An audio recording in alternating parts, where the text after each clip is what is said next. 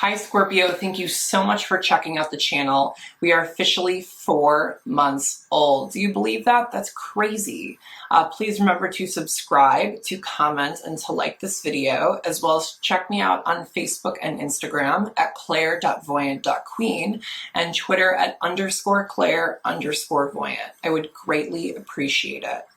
Please also remember that I read energy in and around you. This could apply to you, but this also could apply to your partner. Take what resonates and leave what does not.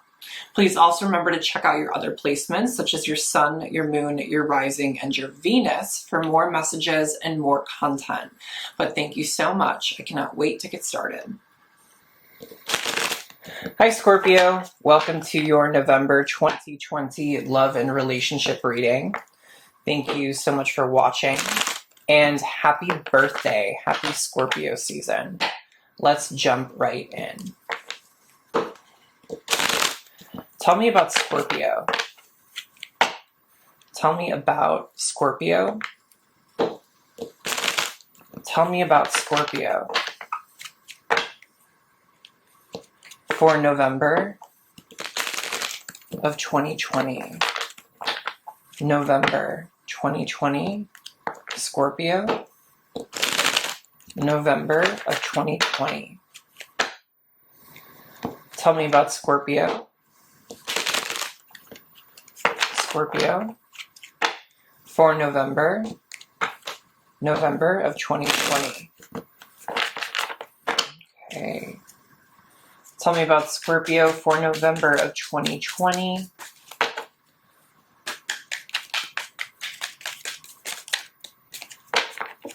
Tell me about Scorpio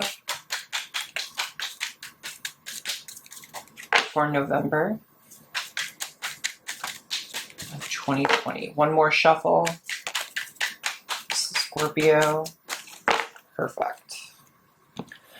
Tell me about Scorpio for November of 2020.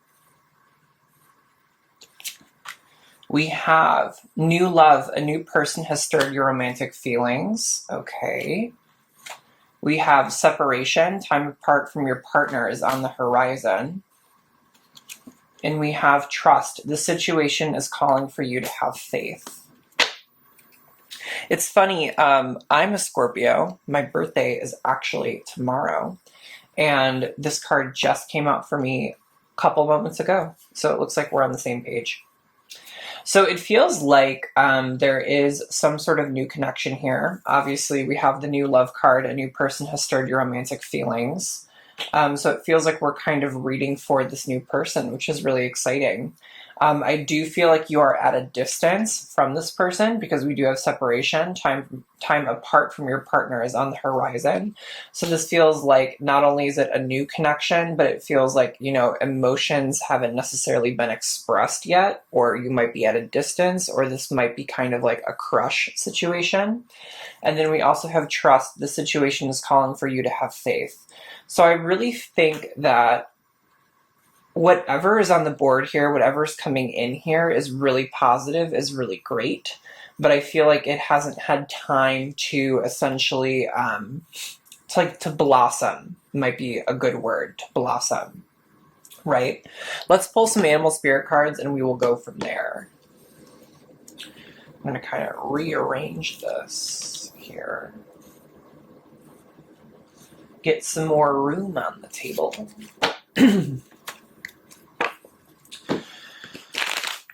Tell me about Scorpio.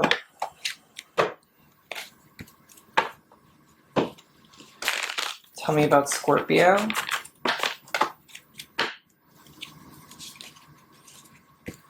Tell me about Scorpio. I just saw the bat. Tell me about Scorpio for November of 2020.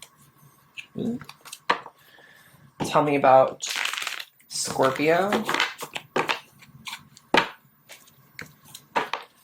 for November of 2020. Scorpio for November of 2020. Let's give it one more shuffle. Scorpio, November 2020. Okay.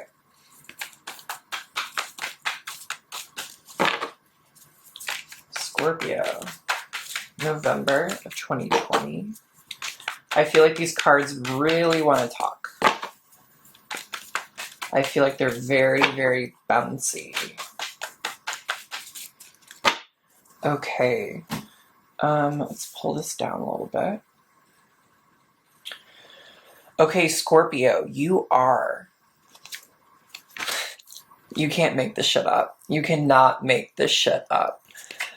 Scorpio, you are the scorpion. What? That's crazy. Your partner or this new love is the unicorn. Wow. Very scorpionic as well.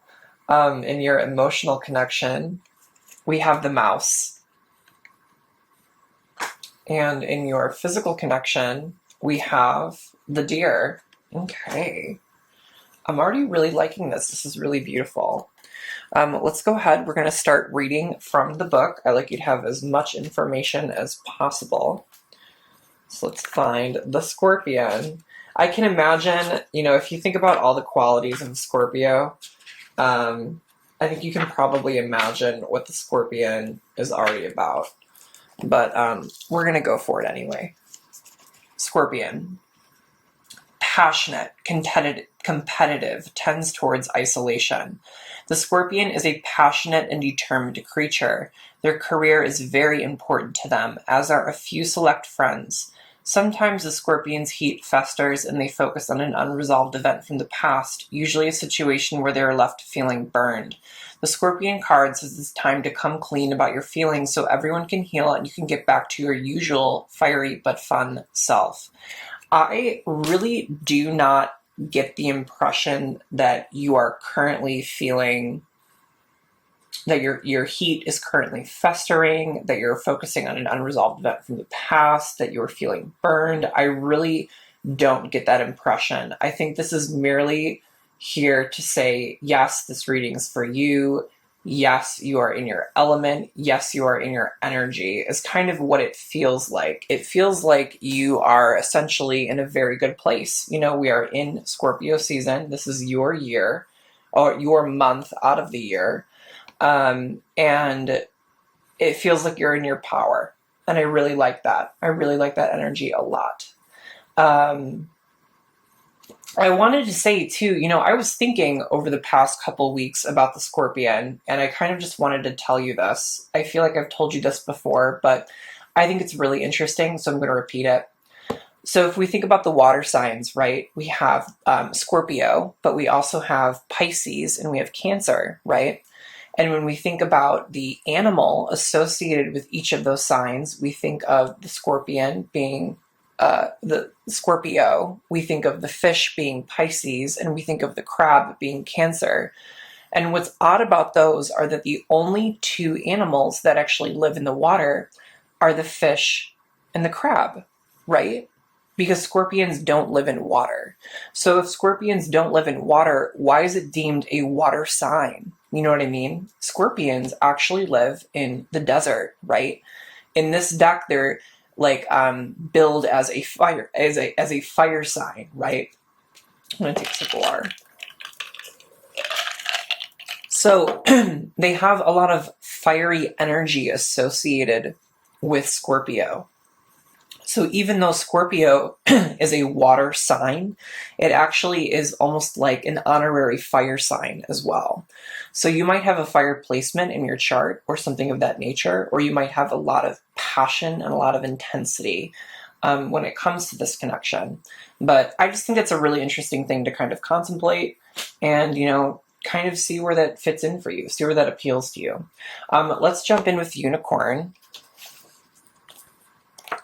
I say this a lot, but, we have the unicorn being a spirit card, and we only have 7 spirit cards in the deck, right? The unicorn being one of them. But let's go for the unicorn in the position of your partner. Reconnecting to higher wisdom or divinity. It's difficult to see, hear, or think of a unicorn without immediately questioning if it's real. Did they ever exist? Perhaps long, long ago.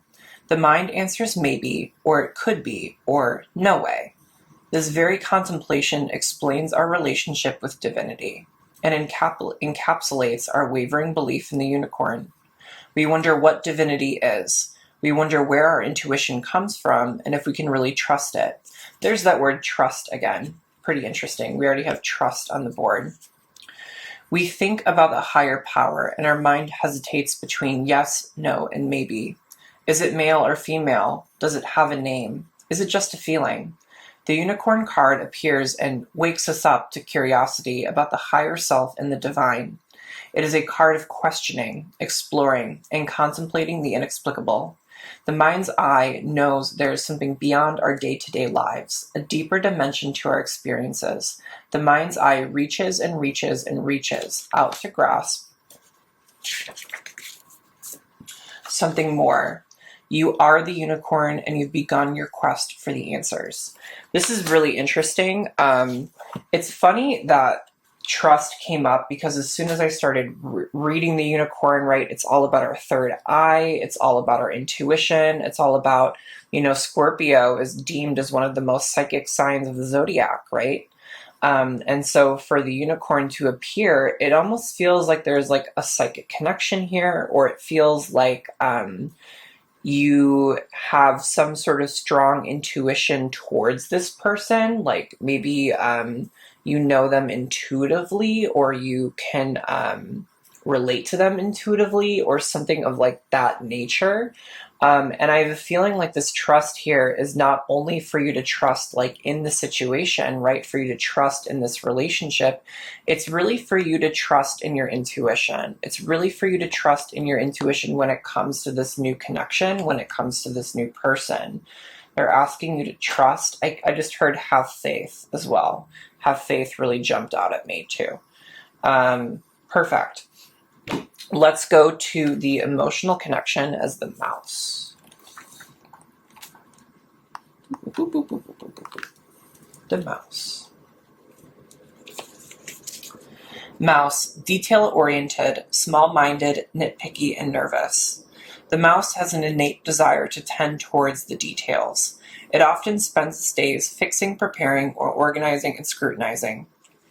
Unfortunately, a mouse personality doesn't notice when they've gone too far. Soon they begin to have a limited and fearful vision of life, and try to control every detail. This can be quite a painful experience for both the mouse and those around them. When mouse energy is at play, step back for a moment. It may be time to find a more purposeful project to delve into, one that's worthy of your exacting eye. The mouse always really makes me feel it's very like Virgo-y energy, very like detail-oriented, very like perfectionist energy. So Virgo really jumped out to me when the mouse card appeared. So you could be dealing with a Virgo, or you might have a Virgo placement. But again, the mouse energy is all about like that detail-oriented perfectionist quality, but it's a little bit small-minded, a little bit closed-minded, again, a little bit nitpicky, focusing on the details, right? And what was the advice at the end of the mouse card? It said, take a step back, take a step away, and I feel like that's why the separation card is here, right? Time apart from your partner is on the horizon. So I feel like there might be something like, ooh, that's interesting. I'm getting the impression that perhaps you are nitpicky over this person. That you might feel somehow spiritually or emotionally attracted to them. Like there might be some sort of like, almost like bond between you two, something that kind of keeps drawing you back to this individual. But maybe when it comes to them physically, or when it comes to their personality or something along those lines, you're kind of nitpicky and you're kind of saying, well, there's this, and then there's this, and then there's this. And it's kind of almost this like nature of like being a little bit nitpicky when it comes to this individual, like physically, if that makes sense. But I think it's asking you to kind of take a step back, really trust in your intuition, and if you need a moment, if you need space, take that space. Last but not least, let's go to the deer, and then we'll pull some tarot and we'll wrap this up.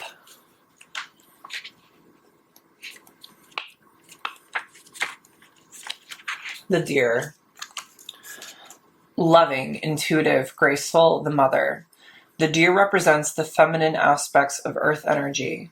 This energy is available to all creatures, regardless of gender, but is especially potent in new parents.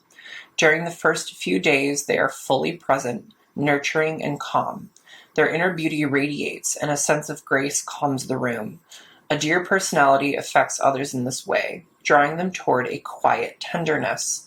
The deer card may appear when a birth or celebration of new life draws near, or when a situation calls for absolute gentleness and compassion.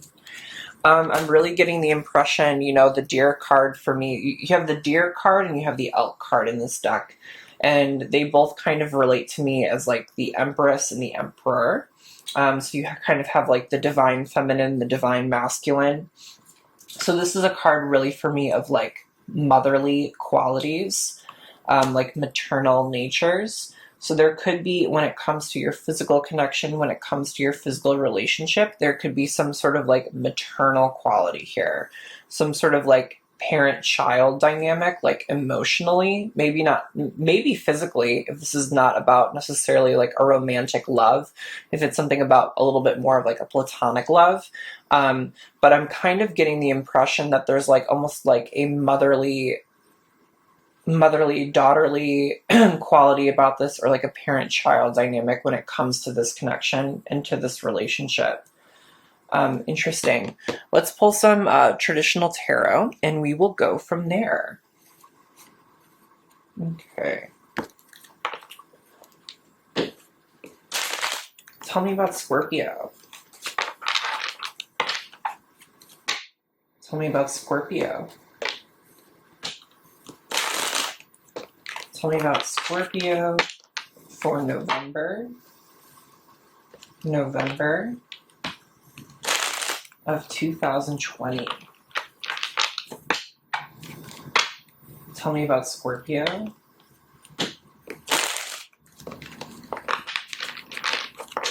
Ooh, these cards need to be shuffled. Tell me about Scorpio.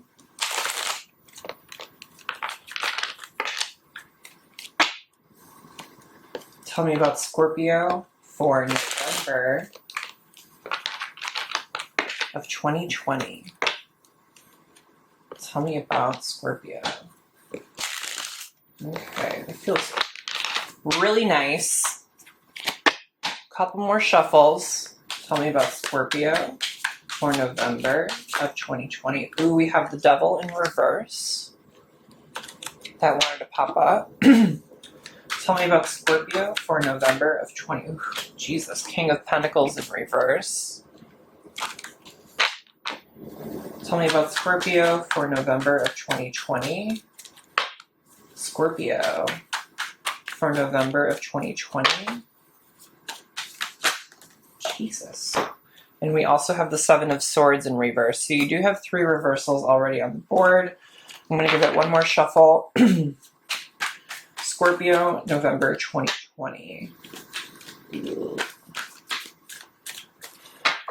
Okay. One thing that's like, before I kind of dive into things, one thing that's really interesting to note here is that we have the mouse and we have the deer. They're both very reminiscent of earth energy, right? So that could be a Capricorn, that could be a Taurus, or that could be a Virgo, right? Virgo. We have the Devil here, which is very symbolic of Capricorn, and we have the King of Pentacles here, which is symbolic of Capricorn, Taurus, and Virgo. So there's a lot of very like earthy energy going on. Part of me really feels that these aren't necessarily related to this connection. This might be related to some sort of past connection, but that is interesting that those are coming up. So it feels like there's some sort of earthy quality, whether it's about this relationship, whether it's about a past relationship, whether it's about both relationships. But there's something that's going on there that's kind of coming through really strongly. So Scorpio, in your current position, Scorpio's current position, we have the Nine of Swords upright. In your partner's current situation, your partner's this new love current situation, we have the Knight of Swords. Wow. And let's see, in your past connection for this new love, we have the Nine of Rods. So we have 2 nines on the board. Pay attention to that. In your present connection for this new love, is Ace of Swords in reverse. Okay. And then in your future connection for this new love, we have the Ace of Cups. Wow. This is a really wild reading. So I am getting the impression that I kind of start here, move my way here, and kind of come down here.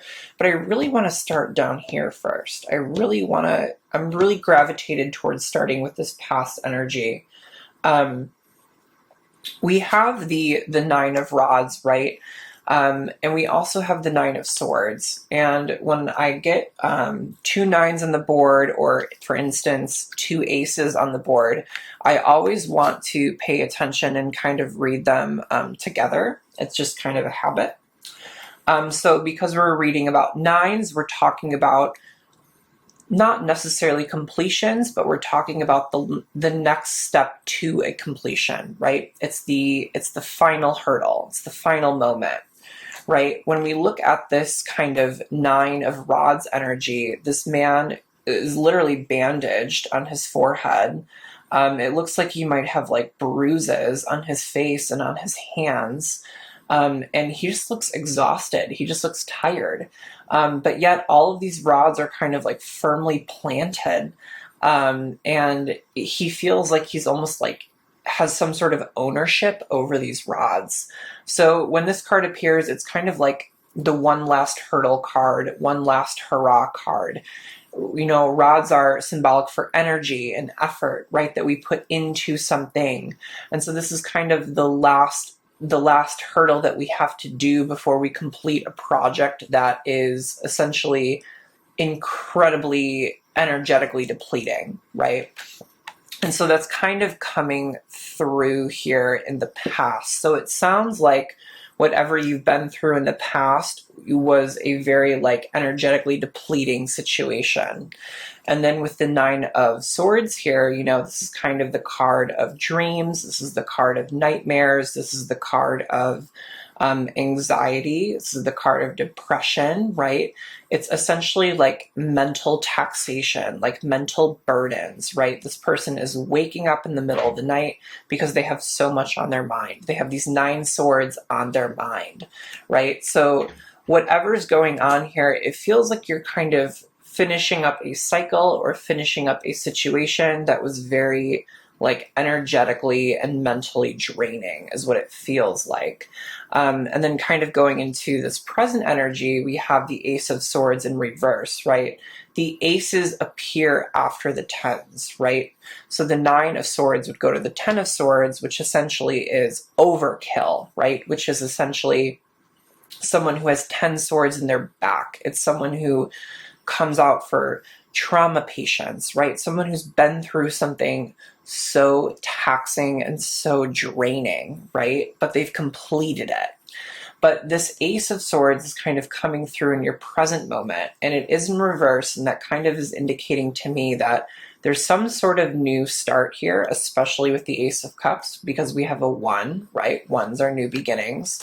But this Ace of Swords in reverse is kind of suggesting to me whatever this new start is, whatever this new thing is that we're beginning, it's one that isn't necessarily being communicated correctly or isn't being communicated at all, or there's some sort of like almost like there's some sort of dynamic about the truth here that is essentially not being addressed. It doesn't feel like a great new start. It doesn't feel like a great new beginning. It almost kind of feels like it has residual energy from something that's happened in the past, right? It's almost like we are closing out a chapter.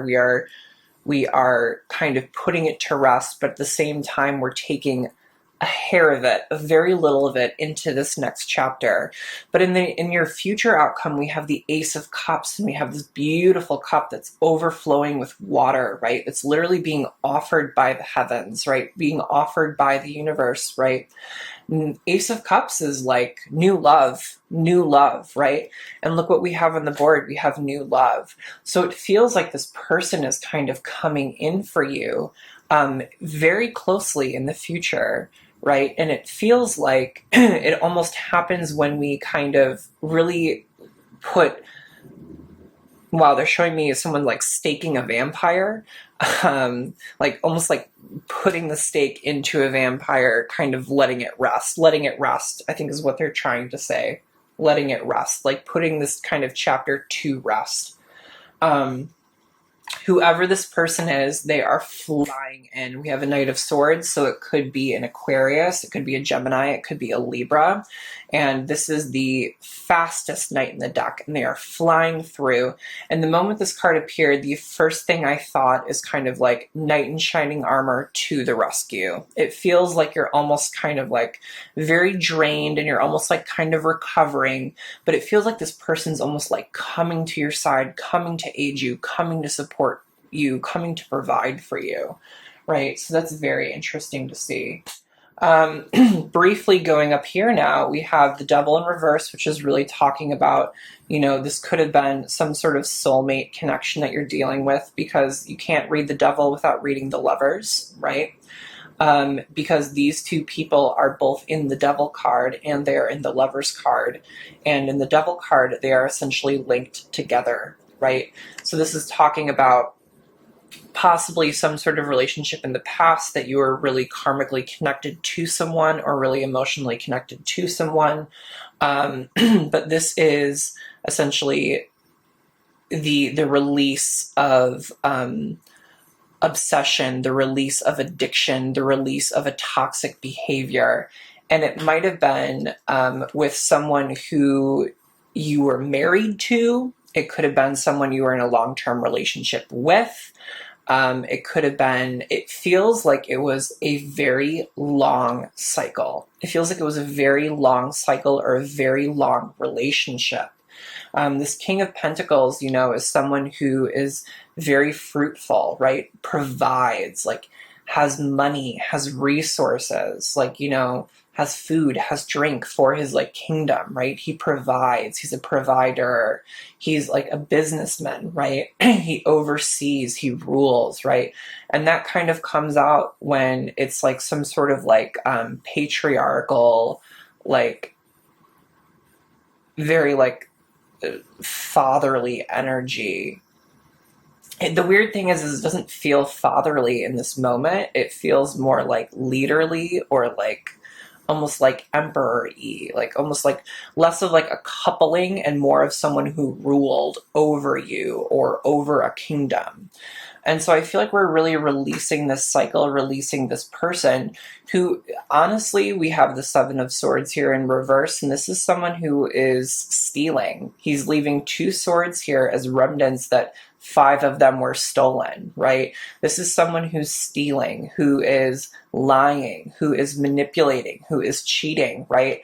And this is kind of, when it's in reverse, it really talks about like the discovery of that knowledge, right? That someone has almost been exposed. Sorry guys, my camera battery died.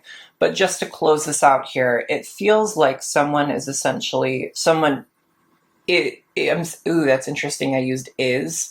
This could be a present situation or a present moment, but it feels like someone has been lying, stealing, manipulating, cheating. That was a long-term connection or a long-term relationship, someone who may have provided for you or was, I'm hearing someone who might have been in control of you or controlling you.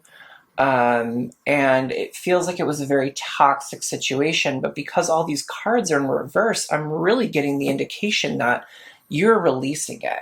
Like you've released this situation, or you're in the process of releasing it. And because you're in the process of releasing it, we have this new love coming in. And I keep feeling that this person, whoever this new person is this Knight of Swords energy. And I keep getting the impression he's here to save the day, is like what I keep hearing in my mind. Like, I'm coming in to save the day. I'm coming in to sweep you off your feet. I'm coming in to, aid you, to assist you, to help you with your problems. So it sounds like we're coming out of a very toxic cycle, but it sounds like we're entering a really new, beautiful cycle. And it sounds, we have the separation card here too, but I feel like they're really asking you, trust and separation are really highlighted here. And I feel like they're really asking you to have trust in your intuition, trust in this new individual. And if you need to take time out, if you need to take time before kind of pursuing this new relationship, allow yourself to take it. Allow yourself to take that moment.